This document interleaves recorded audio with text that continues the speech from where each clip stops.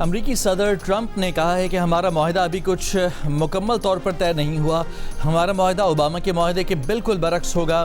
ہمارے معاہدے کو ابھی تک کسی نے دیکھا نہیں، نہ کوئی جانتا ہے کہ اس معاہدے میں کیا ہے. ان ناکام لوگوں کی باتوں پر دھیان نہ دیں جو جانے بغیر تنقید کر رہے ہیں. مجھ سے پہلے والوں کو یہ مسئلہ کئی سال پہلے حل کر لینا چاہیے تھا. ایران سے متعلق اچھی خبر ہی ہوگی، میں بری ڈیل نہیں کرتا.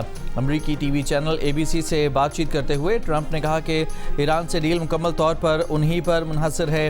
اس سے پہلے امریکی صدر ڈونلڈ ٹرمپ نے کہا تھا کہ ایران سے مذاکرات منظم اور تعمیری انداز میں آگے بڑھ رہے ہیں. ایک اور پوسٹ میں ٹرمپ نے جنگی جہاز کے نیچے میزائل کی تصویر جاری کر دی. میزائل پر مخصوص فقرہ بھی لکھا تھا کہ اس معاملے پر توجہ دینے کا شکریہ.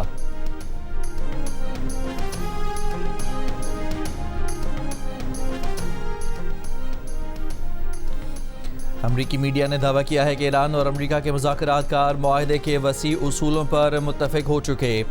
امریکہ سمجھتا ہے کہ ایرانی سپریم لیڈر آیت اللہ مجتبی خامنائی نے معاہدے کے خدوخال کی منظوری بھی دے دی ہے. کسی بھی چیز پر دستخط ہونے سے پہلے حتمی معاہدہ طے ہونا باقی ہے. دوسری جانب وائٹ ہاؤس عہدیدار کا کہنا ہے کہ ایران کے ساتھ جنگ ختم کرنے کا معاہدہ فوری ہونے کا امکان نہیں ہے. ایرانی قیادت کی جانب سے معاہدے کی منظوری میں کئی روز لگ سکتے ہیں.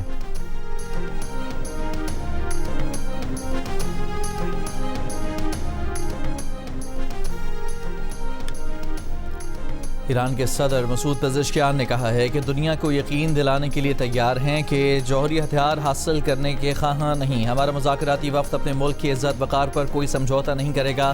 امریکی صدر ڈونلڈ ٹرمپ نے مسعود پزشکیان کے اس بیان پر مشتمل سوشل میڈیا کی ایک پوسٹ بھی شیئر کر دی. ایران کے نائب وزیر خارجہ کاظم غریب آبادی کی عمانی وزیر خارجہ بدر بن حمد البوسعیدی سے ملاقات. کاظم غریب آبادی نے ایرانی وزیر خارجہ عباس عراقچی کا پیغام عمانی وزیر خارجہ تک پہنچایا. عمانی خبر ایجنسی کے مطابق عمان کو پاکستانی ثالثی میں ایران امریکہ مذاکرات کی کامیابی یقینی بنانے کی کوششوں سے آگاہ کیا گیا. کاظم غریب آبادی اور عمانی وزیر خارجہ ملاقات کے بعد ایران اور عمان کے حکام کا اجلاس آبنہ ہرمز میں بحری آمد و رفت کی آزادی کو بین الاقوامی قانون کے مطابق منظم کرنے کے طریقے پر بات چیت. عمانی وزیر خارجہ نے کہا کہ عمان خطے میں کشیدگی کم کرنے کے لیے اپنی حمایت جاری رکھے گا. آبنہ ہرمز کھولی جائے گی. ایران کوئی فیس نہیں لے گا اور اپنی بچھائی ہوئی بارودی سرنگیں ہٹائے گا. جواب میں امریکہ ایرانی بندرگاہوں کی ناکہ بندی ختم کرے گا اور ایران کو تیل کی آزادانہ فروخت کی چھوٹ دے گا. امریکی میڈیا کا دعویٰ. ایک امریکی عہدیدار کے مطابق یہ سب کچھ مجوزہ ڈیل کے تحت جنگ بندی میں 60 روز کی توسیع کے دوران ہوگا. امریکی عہدیدار کے مطابق مفاہمتی یادداشت میں یہ وعدہ شامل ہوگا کہ ایران کبھی بھی جوہری ہتھیار حاصل کرنے کی کوشش نہیں کرے گا. یورینیم افزودگی پروگرام کی معطلی اور انتہائی افزودہ یورینیم کے ذخیرے کے خاتمے پر مذاکرات کرے گا. حال ہی میں تعینات امریکی فورسز خطے میں موجود رہیں گی. حتمی معاہدہ ہونے کی صورت میں واپس جائیں گی. مسودے میں اسرائیل حزب اللہ لڑائی بند کرنے کا بھی ذکر شامل ہوگا.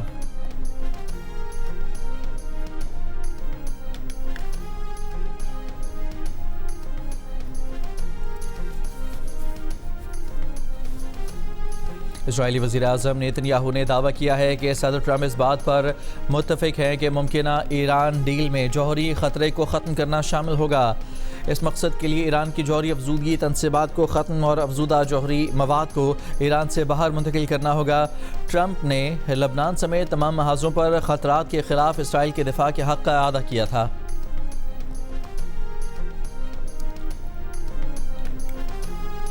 وزیر اعظم شہباز شریف کی چینی سرمایہ کاروں کو پاکستان میں سرمایہ کاری کی دعوت. پاکستان اور چین کی کمپنیوں کے درمیان $7 ارب سے زائد کے معاہدے MOUs پر دستخط. ہانگزو میں چینی کاروباری شخصیات سے خطاب میں کہا کہ کراچی میں 6000 ایکڑ پر عالمی معیار کا خصوصی اقتصادی زون بنایا ہے جہاں سرمایہ کاروں کو خصوصی سہولیات ملیں گی. پاکستان جلد خطے میں ترقی کے سفر میں چین کا ہم قدم ہوگا. پاکستان کو قرضے نہیں مہارت اور سرمایہ کاری چاہیے. چین کے ساتھ 30% مفاہمت کی یادداشتیں معاہدوں میں بدل چکی ہیں. ان معاہدوں کی مالیت اربوں ڈالر ہے. وزیر اعظم نے چینی ای کامرس پلیٹ فارم علی بابا کے ہیڈ کوارٹر کا دورہ بھی کیا. علی بابا کے چیئرمین نے خوش آمدید کہا. پاکستان اور علی بابا کے درمیان طویل مدت کے تعاون کے معاہدے پر دستخط بھی ہوئے. وزیر اعظم شہباز شریف نے کہا کہ پاکستان اور چین نے مل کر روشن مستقبل کی بنیاد رکھ دی ہے. معاہدے سے دونوں ملکوں کو فائدہ ہوگا. ہماری گورننس اور کاروبار میں مزید شفافیت آئے گی. وزیر اعظم کی ہانگزو میں مختلف چینی کمپنیوں کے اعلیٰ عہدیداروں سے ملاقاتیں بھی ہوئیں. الیکٹرک گاڑیوں کے چارجنگ انفراسٹرکچر اور اسمارٹ موبلٹی سسٹمز پر تعاون پر بھی گفتگو ہوگی. وزیر اعظم ہانگزو سے بیجنگ پہنچ گئے. 8 مسلم اور عرب ممالک کی اسموتھ فلوٹیلا ارکان سے اسرائیل کے وزیر کے ناروا سلوک کی مذمت. پاکستان، قطر، UAE، سعودی عرب، ترکی، انڈونیشیا، اردن اور مصر کا مشترکہ بیان. کہا کہ اسرائیلی وزیر بن گوئر کا رویہ خوفناک، ذلت آمیز اور ناقابل قبول ہے. غزہ کے لیے امداد لے جانے والوں سے اسرائیلی وزیر کا یہ رویہ انسانی وقار پر شرمناک حملہ ہے. یہ بین الاقوامی قانون کے تحت اسرائیل کی ذمہ داریوں کی واضح خلاف ورزی ہے. فرانس نے اسرائیلی وزیر بن گوئر پر فرانس میں داخلے پر پابندی لگا دی. فرانسیسی وزیر خارجہ نے کہا کہ غزہ فلوٹیلا ارکان سے ناروا سلوک پر اسرائیلی وزیر پر پابندی لگائی گئی ہے. فرانسیسی شہریوں کو دھمکانا اور تذلیل ناقابل برداشت ہے. یورپی یونین سے بھی بن گوئر پر پابندی لگانے کا مطالبہ کرتے ہیں.